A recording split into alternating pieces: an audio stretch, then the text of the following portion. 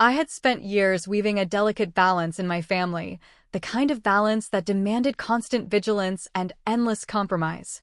Every smile I forced, every disagreement I smoothed over, every expectation I met quietly, it was all part of a silent pact I made with myself to keep the peace. My marriage to David had always felt like a tightrope walk.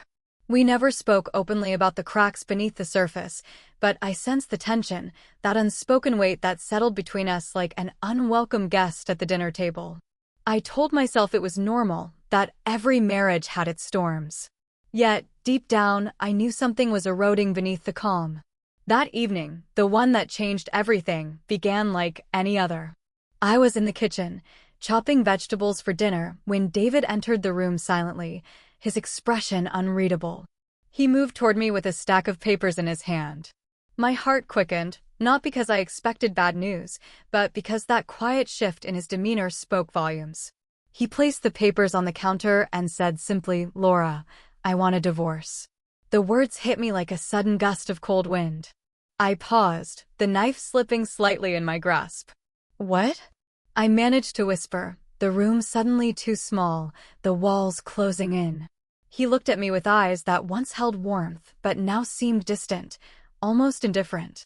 No anger, no plea, just a stark, unemotional declaration that shattered the fragile illusion I had clung to for so long. I had always imagined that if our marriage ever ended, it would be after long, painful conversations, after attempts to fix what was broken. But this was swift and final. David handed me the papers, divorce papers. I stared at them, feeling numb. It was as if the ground beneath me had crumbled, leaving me suspended in a void where nothing felt real. In the days that followed, I replayed that moment over and over in my mind. How had I missed the signs? The late nights he spent away, the curt replies to my questions, the growing distance between us. I had been so focused on maintaining harmony, on being the rock our family needed, that I had ignored the silent unraveling of the bond one thought was unbreakable. More than the shock of the divorce papers, what unsettled me was the realization of just how little control I had over my own life. For years, I had been managing expectations, smoothing over tensions between David and my parents, between David and our son, Jake. I had been the peacemaker, the glue holding us together, but I was never the one who got a say in the bigger decisions. And now, faced with the end of my marriage, I was left questioning everything I had sacrificed. There was an undercurrent of power I hadn't acknowledged before, one that favored David. He had always been the decision-maker, the one who held the reins, while I adapted, adjusted, and accommodated. The divorce papers were a stark reminder of that dynamic. I had been so busy preserving appearances that I hadn't seen how much ground I had given up, how much of my own voice I had silenced to keep the peace. Late at night, in the quiet of our once shared home, I sat alone at the kitchen table, the divorce papers spread before me like a cruel puzzle. I traced the edges of the documents with trembling fingers, trying to make sense of the legal language that felt like a foreign code. The words "irreconcilable differences" echoed mockingly in my mind. Our marriage wasn't just ending, it was being erased with a few signatures and formalities, as if all the years we'd spent together could be dismissed with a simple phrase. But beneath the shock, beneath the hurt, a flicker of something else began to stir, a determination not to be a passive victim in this story. I realized that while David had made the first move, I didn't have to accept the role he had cast me in. I had spent so long being invisible, a shadow in my own family, that now, finally, I wanted to reclaim myself. That night, I started to reflect honestly on the power dynamics that had governed my life. How often had I swallowed my feelings to avoid conflict? How many times had I deferred to David's wishes, even when they left me feeling small? I realized that the peace I had maintained came at a great cost, my own sense of agency. I remembered the early days of our marriage, when we dreamed together, when decisions were made as a partnership. Somewhere along the way, that balance shifted, and I had let it happen, quietly, almost imperceptibly. Now, with the divorce papers on the table, the imbalance was glaringly clear. In the following days, I found myself retreating into moments of solitude, trying to piece together the life I thought I knew. I revisited old photo albums, tracing the smiles frozen in time, searching for clues of when the cracks first appeared. I talked to close friends, carefully choosing my words, revealing only fragments of my pain. I felt isolated, yet strangely awakened. Despite the pain, there was a strange clarity that came with the upheaval. I began to see the patterns that had kept me trapped, the unquestioned acceptance of roles, the silent sacrifices, the quiet erasure of my needs. The divorce papers were not just an end, they were a reckoning. One afternoon, I found myself standing in front of the mirror, looking at the woman who had been so dedicated to her family that she had lost herself along the way. The reflection staring back was tired, hurt, but also resolute. I realized that this moment was a turning point. I could choose to crumble under the weight of betrayal, or I could find the strength to rise. I didn't have all the answers yet. I didn't know what the future held or how to navigate the complicated web of emotions and legal battles ahead. But I was beginning to understand that regaining control meant more than just fighting the divorce. It meant reclaiming my voice, asserting my worth, and redefining the narrative of my life. In the quiet hours, I started to write, journaling the tangled emotions, the fears, the hopes I barely dared to acknowledge. Writing became my refuge, a way to untangle the knots of confusion and hurt. It was in those pages that I first whispered to myself the words I needed to hear. I am not powerless. I am not invisible. As I closed my journal one night, the weight of the divorce papers felt a little less suffocating. The path ahead was uncertain and the challenges daunting, but for the first time in a long time, I felt a flicker of hope. The years of managing family expectations and keeping the peace had brought me here, to a moment where I could finally confront the reality of my fractured marriage and begin to fight for myself. In the solitude of my bedroom, with the faint hum of the city outside my window, I sat cross-legged on the bed, clutching the divorce papers like a lifeline and yet a noose. My mind raced, a storm of emotions swirling, betrayal, confusion, anger, but beneath it all, a growing resolve took shape. I refused to be blindsided. I needed to understand exactly what I was facing before letting the shock consume me. I spread the papers across the bedspread, the legal jargon blurring together as I tried to focus.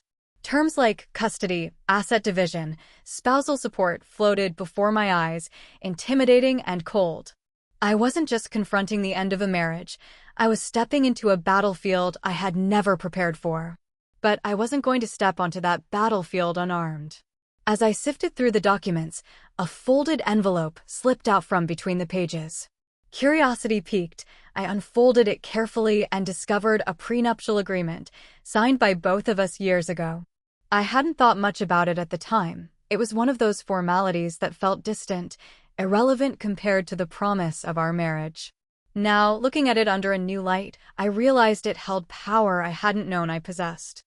The prenup was clear and straightforward. It favored me financially. It outlined the division of assets in a way that protected my interests, ensuring that certain properties, savings accounts, and even future earnings would remain mine. It was a safeguard I had insisted on before we married, a quiet assertion of independence that I'd almost forgotten existed. Holding the agreement in my hands, a wave of conflicting feelings washed over me. Had David forgotten this? Had he sent the divorce papers unaware of what he was truly up against? The thought gave me a flicker of hope and a surge of empowerment. For the first time since this nightmare began, I felt a measure of control. But the discovery also deepened my internal conflict. I was hurt deeply by David's decision to end our marriage so abruptly, and yet here was a legal shield I had crafted years ago, one that might protect me from financial ruin. It was a strange comfort, knowing that I had, unwittingly, preserved some strength beneath the surface of this collapse. I spent hours that night poring over every clause, every sentence of the prenuptial agreement. There were protections for the house we bought together, provisions about retirement funds, even a clause about the family business that David had started before we met. It was meticulous, a testament to my foresight in a moment of optimism before the cracks appeared. I realized then that this document was more than just legal text. It was a symbol of my agency, a reminder that I had not been entirely powerless, even when I felt invisible in my own home. The years of sacrifice and silence had not erased my right to stand firm. I had prepared, even if only subconsciously, for this reckoning. Yet, beneath the sense of empowerment, a quiet sadness lingered. The prenup was a shield, yes, but it was also a stark reminder of the gulf between David and me, the mistrust that had crept in before either of us admitted it aloud. How had our marriage reached this point where such protections felt necessary? How had love and partnership given way to contracts and legal defenses? I knew I had to steel myself for what was to come. The prenup gave me leverage, yes, but it was just one piece of a complex puzzle. My heart ached as I thought about Jake, our son, caught in the middle of this unraveling. The divorce papers had not mentioned custody arrangements yet, but I feared the battles that lay ahead. Despite the turmoil, I began to feel a flicker of something I hadn't dared to hope for before: empowerment. The knowledge that I had a legal foundation beneath me gave me the courage to face David with clarity and strength. I didn't want to fight him out of spite, but I would not let myself be steamrolled or erased. I started to plan carefully. I needed advice, professional guidance to understand the full implications of the prenup and the divorce papers. I reached out to a trusted attorney, someone recommended by a close friend who had faced a similar situation. Scheduling that first meeting felt like stepping into a new world, one where I was no longer just a wife or mother trying to keep peace, but a woman ready to advocate for herself. During the consultation, I laid out the papers before the lawyer, watching her eyes scan the documents with practiced precision. She explained the prenup's terms, confirming that it was enforceable and indeed favored me financially. She also outlined what David might attempt to negotiate, especially around custody and support, and how I could protect my rights.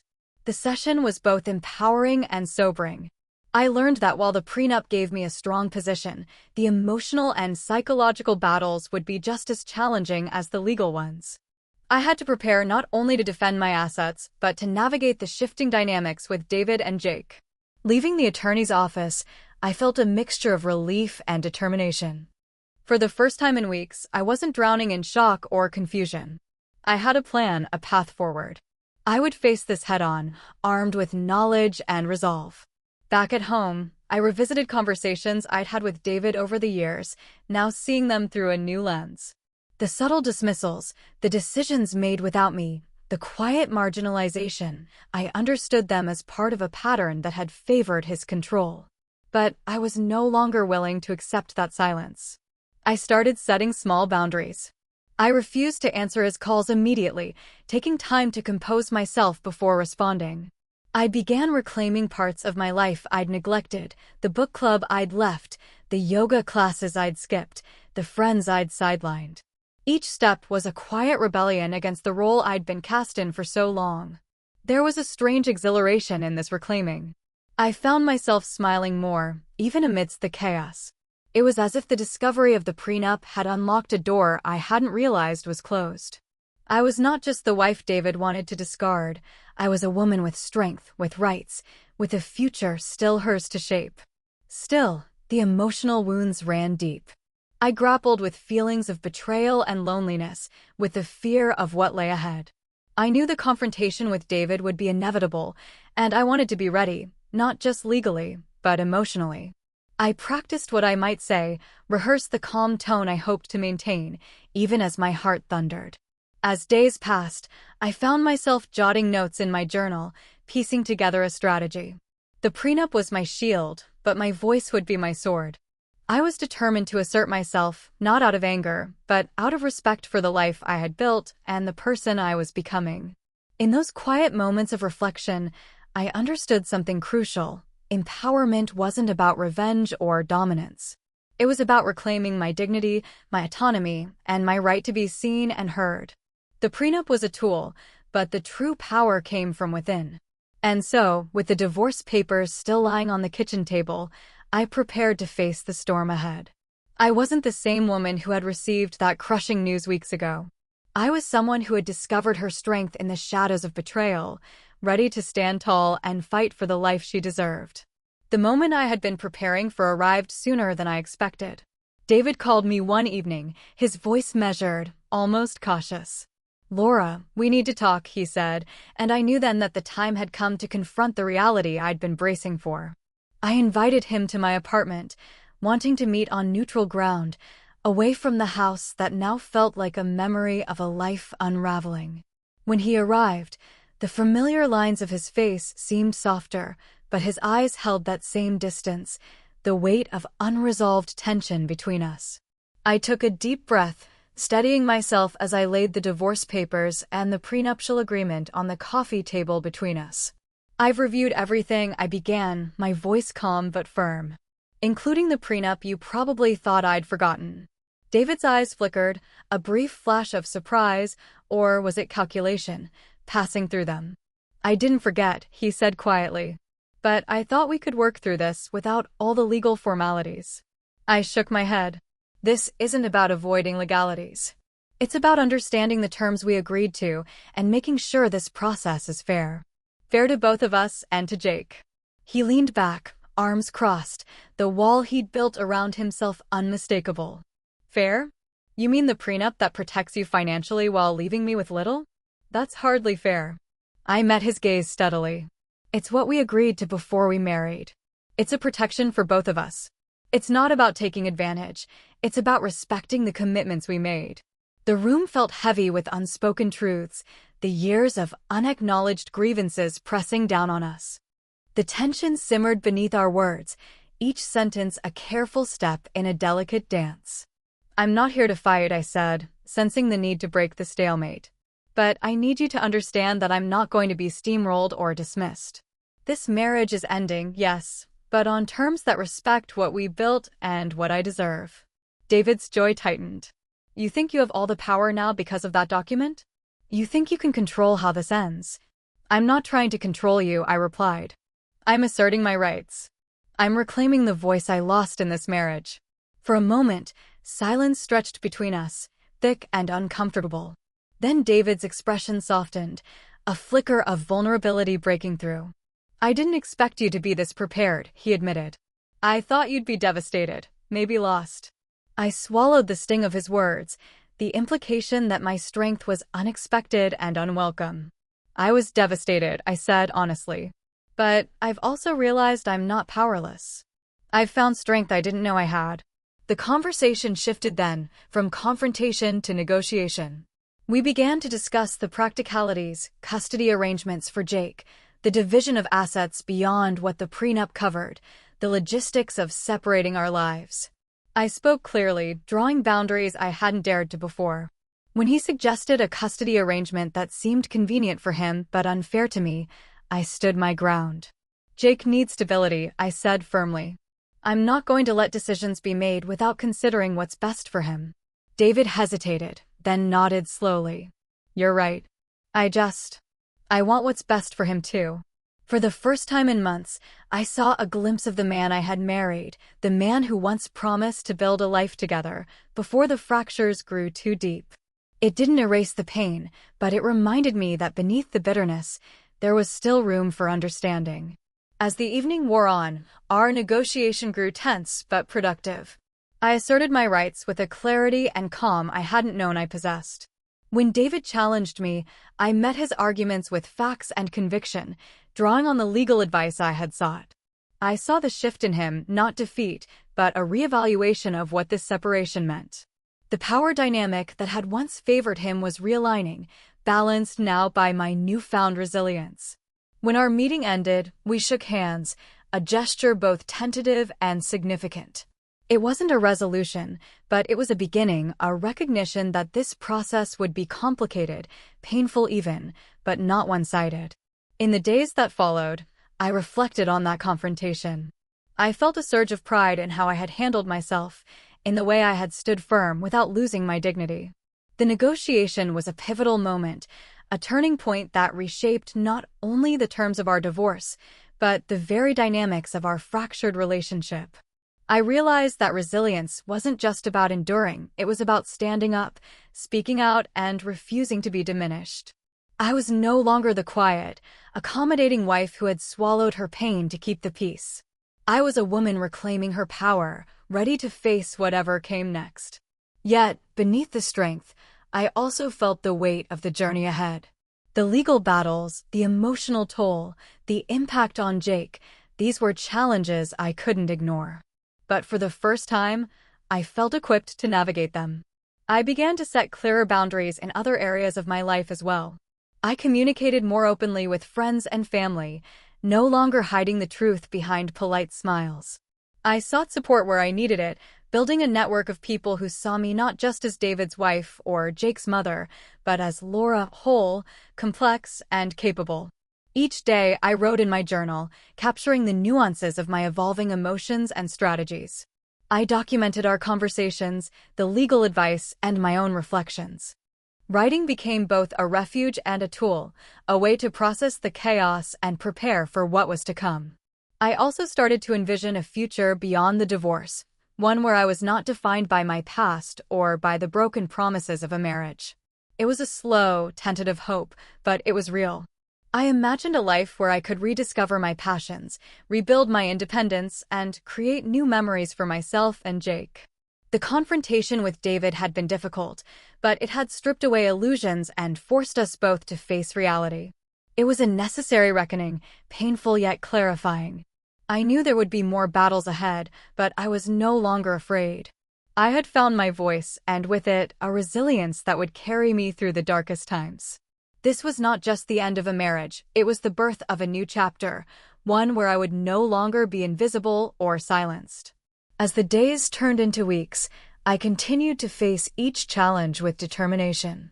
The negotiation with David was just the first step in reclaiming my life. I was learning that strength wasn't the absence of fear or pain, but the courage to move forward despite them. And in that courage, I was beginning to find myself again. The days that followed our confrontation felt like walking through a dense fog, uncertain, heavy, yet oddly liberating. David and I had stepped into a new dynamic, one where the old unspoken rules no longer applied. As he began to reassess his decisions, I found myself slowly carving out boundaries that had long been blurred or ignored. At first, it was the small things, refusing to answer his calls immediately, choosing when and how to engage in discussions about the divorce. I stopped apologizing for asserting my needs, realizing that my voice deserved to be heard without qualifiers or hesitation. For years, I had deferred to his wishes, smoothing over conflicts to keep the fragile peace. Now, I was learning to say no, to pause, to prioritize my own well-being. With every boundary I established, I felt a flicker of self-worth reignite, a feeling that had been buried beneath years of compromise. It was as if I was reclaiming pieces of myself that had been lost in the shadow of family expectations and the weight of a marriage that no longer served me. The legal process continued, but I refused to let it consume me. Instead, I focused on rebuilding my independence in other areas of life. I reconnected with old friends I had drifted away from, allowing myself to be vulnerable and honest about my situation. Their support reminded me that I wasn't alone in this journey, that I was deserving of kindness and understanding beyond the roles I had played at home. I also returned to passions I had sidelined, painting in the quiet hours of the morning, attending book readings at the local library, even signing up for a writing workshop. These were small acts of self-care, but they felt monumental, affirming that I was more than my past or my pain. As I nurtured this renewed sense of self, I observed the subtle shifts in David as well. He seemed quieter, more contemplative. The certainty he once carried had given way to uncertainty, and I sensed a growing awareness of the consequences of his choices. He reached out less frequently, and when he did, the tone was tentative, almost respectful of the boundaries I now held firm. Our conversations became less about confrontation and more about practicalities, scheduling visits with Jake, dividing possessions, discussing financial arrangements. The tension remained, but it was tempered by a mutual recognition that this process was necessary, painful though it was. Through it all, Jake was my anchor and my greatest concern. I shielded him from the worst of the conflict, striving to maintain a sense of stability and love amidst the upheaval. Watching him navigate this new reality with resilience of his own reminded me why I had to be strong, not just for myself, but for him. One afternoon, After a particularly challenging exchange with David over visitation schedules, I sat alone in my favorite cafe, sipping tea and letting the quiet wash over me. I pulled out my journal and wrote, "Today I stood my ground." I didn't flinch when he challenged me. I am not the woman who silently bore his dismissals. I am reclaiming my life, one choice at a time. Writing became a daily ritual, a way to process the complex emotions swirling within me. I chronicled moments of doubt and strength alike, documenting the slow but steady transformation unfolding inside. I also began to recognize the importance of foresight, the wisdom of preparing for the future even when the present felt uncertain. The prenuptial agreement had been a tangible example of that, a foresight that shielded me when I needed it most. Now I applied that lesson more broadly, planning not only my finances but my emotional boundaries and my personal goals. This process wasn't linear. Some days were filled with hope and determination, others with despair and exhaustion. But each step forward, no matter how small, was a victory against the invisibility and helplessness I had once felt. I found moments of unexpected grace, too. A friend invited me to a weekend retreat focused on healing and empowerment. Reluctantly, I accepted, unsure of what to expect. The experience was transformative, a space where I could shed the weight of past roles and embrace the possibility of a new identity.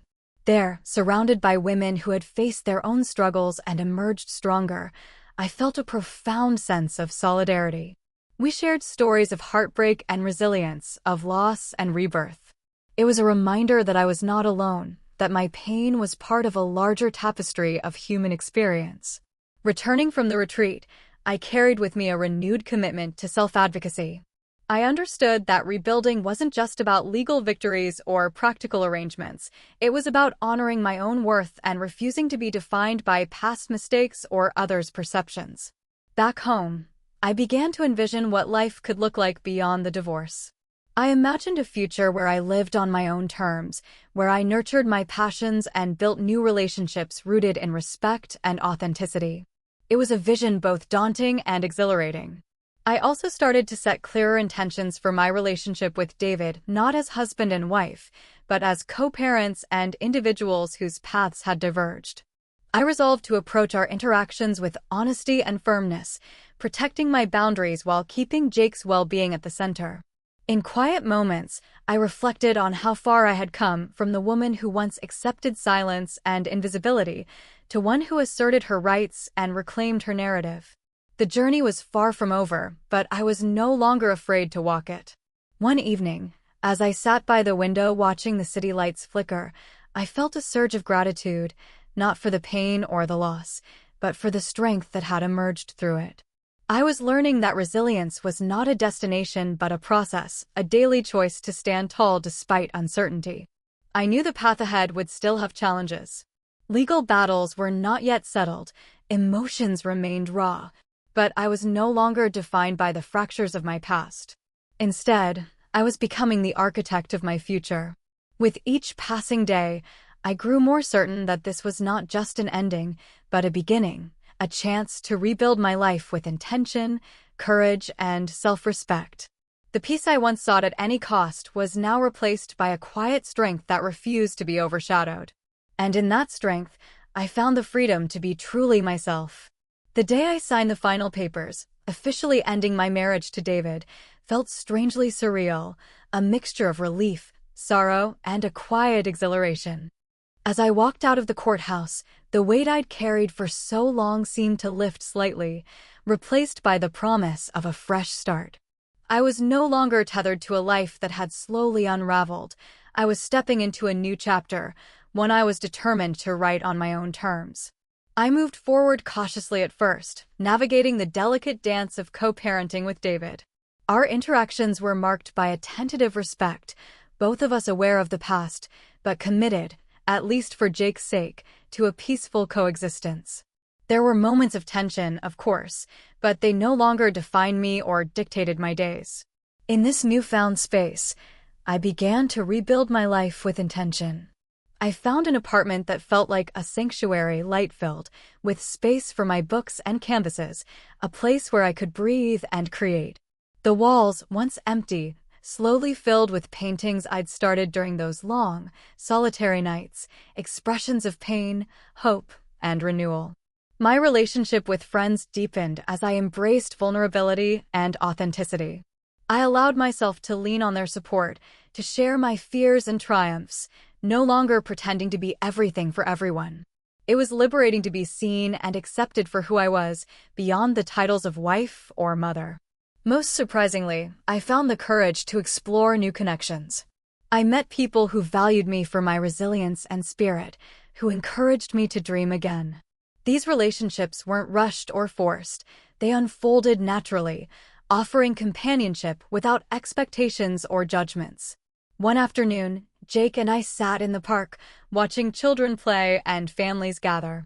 He looked at me with those earnest eyes and said, "Mom, I'm glad you're happy now." His words pierced my heart with both ache and joy. I realized that in reclaiming my own life, I was also giving him permission to heal and grow. Reflecting on the journey, I recognized how far I had come from the woman who once felt invisible and powerless to one who had reclaimed her voice and dignity. The pain of loss remained, but it was tempered by the strength I had forged through adversity. I sold the house David and I had shared, a symbolic act of closure and new beginnings. A portion of the proceeds I donated to a foundation supporting women rebuilding their lives after divorce, a tribute to the countless women whose stories echoed my own. It was my way of turning pain into purpose, of giving back to a community that had inspired me. In quiet moments, I thought about the lessons this journey had taught me, the importance of self-advocacy, the power of foresight, and the necessity of embracing vulnerability alongside strength. I understood now that life's fractures could become the foundation for growth, that endings were often disguised beginnings.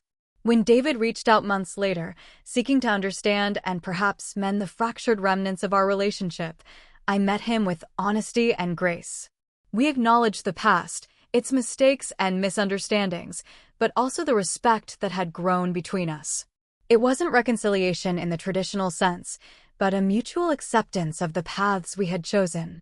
As I closed that chapter, I felt a profound sense of peace. I was no longer defined by my past or by the expectations of others. I was Laura, whole, resilient, and free to embrace the life I had carved out with purpose and courage. The journey hadn't been easy. It was marked by heartbreak and struggle, but also by transformation and empowerment. In reclaiming my narrative, I had discovered a truth that no divorce or betrayal could take away: my worth, my voice, and my right to live fully on my own terms.